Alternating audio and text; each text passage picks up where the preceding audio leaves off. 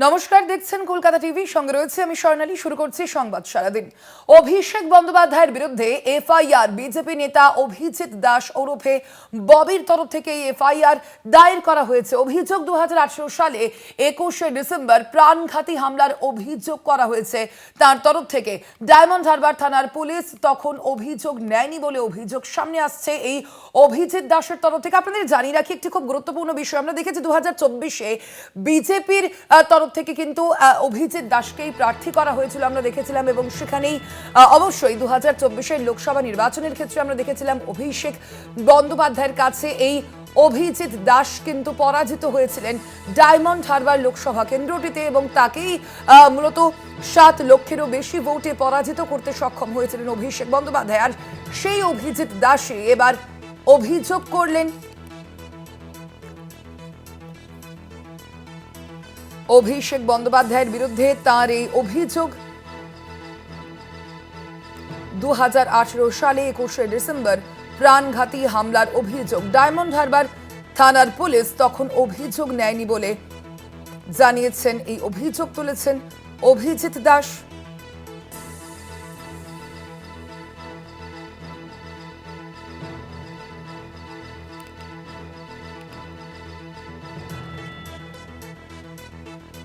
আমরা দেখেছিলাম 2026-এর যে লোকসভা নির্বাচন,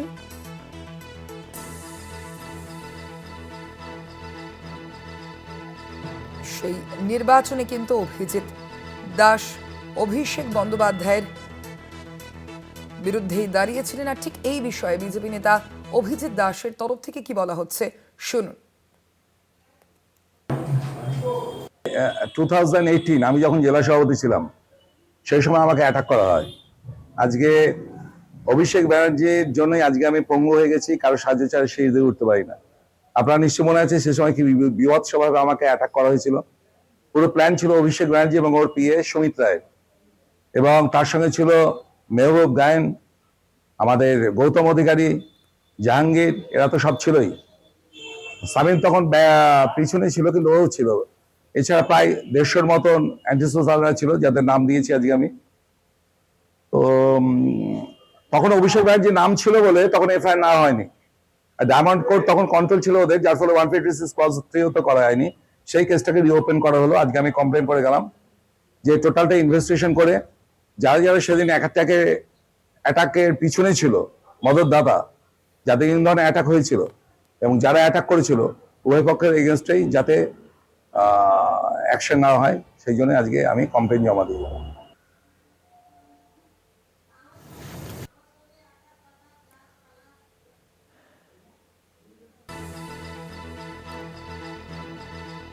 শুনছিলেন আপনারা অভিজিৎ দাসের তরফ থেকে ঠিক কি বক্তব্য রাখা হয়েছে, কি অভিযোগ করা হচ্ছে অভিষেক বন্দ্যোপাধ্যায়ের বিরুদ্ধে। এই এফআইআর করেছেন অভিজিৎ দাস ববি।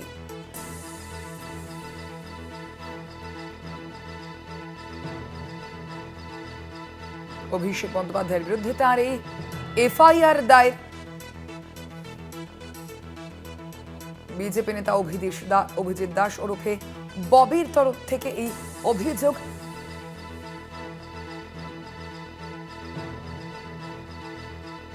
ডায়মন্ড হারবার পুলিশ সেই সময় অভিযোগ নেয়নি বলে দাবি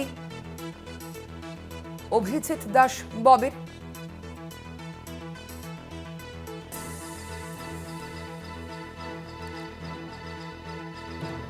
কথা বলবেনি আমাদের সঙ্গে এই মুহূর্তে সরাসরি রয়েছেন প্রতিনিধি কোয়েল মন্ডল। কোয়েল, এই যে অভিজিৎ দাস ববি তিনি যে অভিযোগ করছেন, সেই ঠিক কি অভিযোগ তিনি করছেন, কোন কোন ধারায় অভিষেকের বিরুদ্ধে ঠিক মামলা রুজু হলো বলে জানতে পারছো, এবং এতদিন সময় কেন তিনি নিলেন? অর্থাৎ 2018-র যে অভিযোগ তিনি বলছেন সেটাই, আজ তো 2026, এই এত সময় পর কেন তিনি এই অভিযোগে সরব হলেন?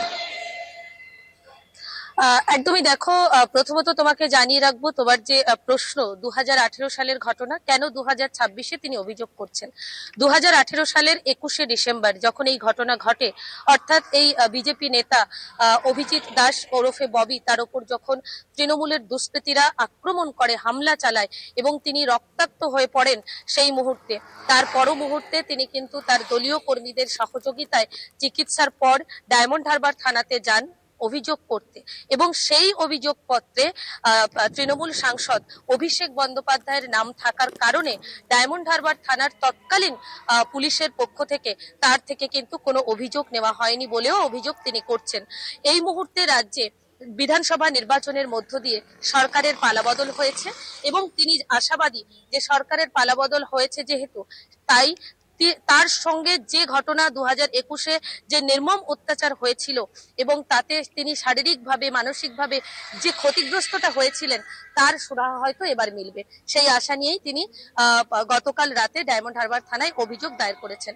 মূলত যে ঘটনাটা ঘটেছিল, অর্থাৎ এই বিজেপি নেতা অভিজিৎ দাস ওরফে ববি, তিনি যেমনটা অভিযোগ করছেন, জানাচ্ছেন 2018 সাল 21শে ডিসেম্বর, তখন সময় দুপুর 2:30টা। সেই সময় তিনি তার একটি দলীয় কর্মসূচিতে, মূলত পলিটিক্যাল মিটিং এর জন্য ডায়মন্ড হারবারের কপাটহাট এলাকা ক্রস করছিলেন। কপাটহাটের স্বস্তিক ভবনের কাছে আচমকাই শতাধিক একেবারে তৃণমূল আশ্রিত দুষ্কৃতীরা তাকে ঘিরে ধরেন এবং লাঠি সোঁটা নিয়ে বেধড়ক মারধর করতে থাকেন। রক্তাক্ত অবস্থায় তিনি মাটিতে লুটিয়ে পড়েন এবং জ্ঞান হারিয়ে ফেলেন। জ্ঞান ফেরার পর কোনো রকম পকেট থেকে তার যে ফোন, মোবাইল ফোন, সেটি বার করেন। দলীয় কর্মীদের তিনি সেই সময় ফোন করেন। সেই সময় তার সঙ্গে থাকা তার সঙ্গী এবং পরে ফোন পেয়ে অন্যান্যরা এসে তাকে উদ্ধার করে এবং চিকিৎসার জন্য নিয়ে যায়। পরবর্তী সময়ে তার শারীরিক অবস্থা একটু ঠিক হলে তিনি ডায়মন্ড হারবার থানাতে অভিযোগ করতে যান। তার যেমনটা অভিযোগ যে তৃণমূল সাংসদ অভিষেক বন্দ্যোপাধ্যায়, তার পিএ সুমিত এবং সেই সময় জাহাঙ্গীর খান, তৃণমূল দাপুটে নেতা, যিনি ইতিমধ্যেই গতকাল গ্রেপ্তার হয়েছেন গত পরশুদিন, সেই জাহাঙ্গীর খান, শামীম আহমেদ, গৌতম অধিকারী, এই তৃণমূল নেতা, তারা কিন্তু একেবারে পরিকল্পনা করে প্রায় শতাধিক দুষ্কৃতীদের কাজে লাগিয়ে এই ঘটনা ঘটিয়েছিল, তার উপর আক্রমণ চালিয়েছিল। সেই সময় তিনি গুরুতর ভাবে আঘাত পেয়েছিলেন এবং রক্তাক্ত হয়েছিলেন। এখনো পর্যন্ত তার সেই যে মার, সেই যে তার উপর আক্রমণ, তার কিন্তু ক্ষত তার শরীরে থেকে গিয়েছেন, কারণ তিনি দাবি করছেন যে সেই মারের পর তিনি এখনো পর্যন্ত উঁচু কোনো জায়গায় ওঠানামা, সিঁড়িতে ওঠানামা নিজের একা ভর দিয়ে করতে পারেন না, কারোর সহযোগিতা লাগে। স্বাভাবিকভাবে সেই যে ঘটনা, সেই সময় তিনি অভিযোগ করতে গেলেও ডায়মন্ড হারবার থানার পক্ষ থেকে তার থেকে অভিযোগ নেওয়া হয়নি, কারণ সেই অভিযোগপত্রে অভিষেক বন্দ্যোপাধ্যায়ের নাম ছিল। এবার রাজ্যে পালাবদল হয়েছে, বিজেপি প্রথমবার সরকার গঠন করেছে, দিকে দিকে তৃণমূল নেতাদের বিরুদ্ধে একাধিক দুর্নীতির অভিযোগ সামনে আসছে, তাদেরকে গ্রেপ্তারও করা হচ্ছে। অভিজিৎ দাস ববি, যিনি 3বারের ডায়মন্ড হারবার লোকসভা কেন্দ্রের বিজেপি প্রার্থী ছিলেন, তিনি কিন্তু এবারে নিজে অনেকটা আশা নিয়ে গতকাল ডায়মন্ড হারবার থানাতে লিখিত অভিযোগ করেছেন এবং সেই অভিযোগে একেবারে অভিষেক বন্দ্যোপাধ্যায় থেকে শুরু করে, জাহাঙ্গীর খান থেকে শুরু করে, শামীম আহমেদ থেকে, গৌতম অধিকারী থেকে শুরু করে এবং আক্রমণকারী যে 100 থেকে 150 জন হারমাদ বাহিনী, যতজনের সম্ভব হয়েছে তিনি যাদের আইডেন্টিফাই করতে পেরেছেন, প্রত্যেকের নাম তিনি উল্লেখ করেছেন। তবে পুলিশ সূত্রে আমরা জানতে পাচ্ছি, গতকাল রাতে অভিজিৎ দাস ওরফে ববির তরফ থেকে করা এই লিখিত অভিযোগের ভিত্তিতে তদন্ত করে খুব শীঘ্রই এফআইআর দর্জ করা হবে ডায়মন্ড হারবার পুলিশের তরফ থেকে। তবে এখন দেখার যে 2018 সালের ঘটনা, তিনি যেমনটা অভিযোগ করেছেন যে সেই সময় পুলিশের পক্ষ থেকে তার থেকে কোনো অভিযোগ নেওয়া হয়নি, কারণ সেই সময় ডায়মন্ড হারবার পুলিশ জেলা হোক কিংবা ডায়মন্ড হারবার আদালত, প্রত্যেকটি জায়গায় অভিষেক বন্দ্যোপাধ্যায় এবং তার যে এই সাকরেদ যারা অভিষেক বন্দ্যোপাধ্যায় অনুগামী হিসেবে পরিচিত, এই জাহাঙ্গীর খান, গৌতম অধিকারী, এদের নাম থাকার কারণে সেই সময় কিন্তু এদের এই ব্যাপক প্রভাবের কারণে তার অভিযোগ নেওয়া হয়নি। নতুন করে তিনি গতকাল অভিযোগ দায়ের করলেন। সেই অভিযোগের ভিত্তিতে কতদিনে এফআইআর স্টার্ট হয়, ঠিক কি কি ধারায় মামলা রুজু হয় এবং এই অভিযোগের ভিত্তিতে অভিযোগপত্রে উল্লেখিত থাকা যে সকল ব্যক্তি, অভিষেক বন্দ্যোপাধ্যায়, জাহাঙ্গীর খান, গৌতম অধিকারী থেকে শুরু করে আর যাদের যাদের নাম রয়েছে, তাদের বিরুদ্ধে পুলিশ কি পদক্ষেপ নেয়, সেটাই এখন দেখার। কোয়েল, আরো একটা বিষয় তোমার কাছে জানতে চাইবো যে আমরা মূলত দেখেছি যে এই যে জাহাঙ্গীর খান, তিনি কিন্তু জেলা সভাপতির দায়িত্ব পালন করতেন দক্ষিণ 24 পরগনায়। আর ঠিক সেই সময় মূলত অভিষেক বন্দ্যোপাধ্যায় এবং মানে অর্থাৎ যে 2024-এ যে লোকসভা নির্বাচন অনুষ্ঠিত হয়েছিল, আর অভিষেক বন্দ্যোপাধ্যায় তিনি কিন্তু 7 লক্ষেরও বেশি ব্যবধানে জয়ী হয়েছিলেন এই অভিজিৎ দাস ববিকে পরাজিত করে। সেই প্রসঙ্গে কি অভিজিৎ দাসের তরফ থেকে কিছু বলা হচ্ছে যে সেই ভোট কিভাবে সম্পন্ন হয়েছিল, সে বিষয়ে কি অভিজিতের তরফ থেকে কোনো অভিযোগ করা হয়েছে? একদমই দেখো, অভিজিৎ দাস ওরফে ববি শুধু 2024 লোকসভা নির্বাচন নয়, পরপর তিনবারের লোকসভা নির্বাচনে ডায়মন্ড হারবার লোকসভা কেন্দ্রের অভিষেক বন্দ্যোপাধ্যায়ের সঙ্গে প্রতিদ্বন্দ্বিতা করেছিলেন। তিনি বিজেপির প্রার্থী ছিলেন। 2024 সালে আমরা দেখেছিলাম যে ডায়মন্ড হারবার লোকসভা কেন্দ্র, সেখানে একটা যে ফল সেটা একেবারে কিন্তু প্রত্যেকের কল্পনার বাইরে। প্রায় 7 লক্ষেরও বেশি ভোটে জয়লাভ করেছিলেন তৃণমূল কংগ্রেসের অভিষেক বন্দ্যোপাধ্যায়। এবং সেই অভিষেক বন্দ্যোপাধ্যায়ের এই যে জয়, এই যে 7 লাখ ভোটে জয়লাভ করা, সেটাকে চ্যালেঞ্জ করেছেন অভিজিৎ দাস ওরফে ববি। তিনি যেমনটা একেবারে স্পষ্টত জানিয়েছেন, এই জাহাঙ্গীর, এই শামীম আহমেদ, গৌতম অধিকারী, এই যে অভিযুক্ত যাদের নাম তার উপর আক্রমণের ঘটনায় উঠে আসছে, এদের প্রত্যেকের নেতৃত্বে ভোট লুট করে কার্যত কিন্তু ছাপ্পা ভোট এবং ভোট লুটের মাধ্যমে কার্যত এই ফলাফলটা এসেছে।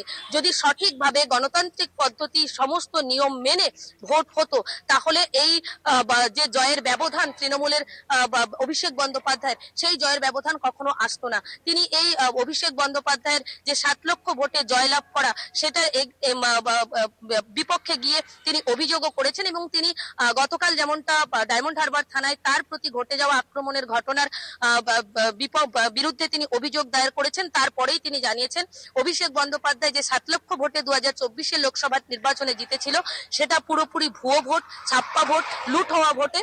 এবং সেখানে তিনি যেহেতু চ্যালেঞ্জ করে অভিযোগ করেছেন, এবং তিনি আশা রাখছেন যে ডায়মন্ড হারবার লোকসভা কেন্দ্রে পুনরায় আবার নির্বাচন হবে, এবং সেখানে মানুষ যদি গণতান্ত্রিক ভাবে নিজেদের ভোট নিজেরা দিতে পারে, তাহলে কিন্তু বিজেপির যে অংশে সেখানে ভোটটা আসবে, এবং 24 লোকসভা নির্বাচনের যে ফলাফল, সেই ফলাফল পুরোপুরি পাল্টে যাবে বলে তিনি কিন্তু মনে করছেন। ধন্যবাদ তোমায় কোয়েল।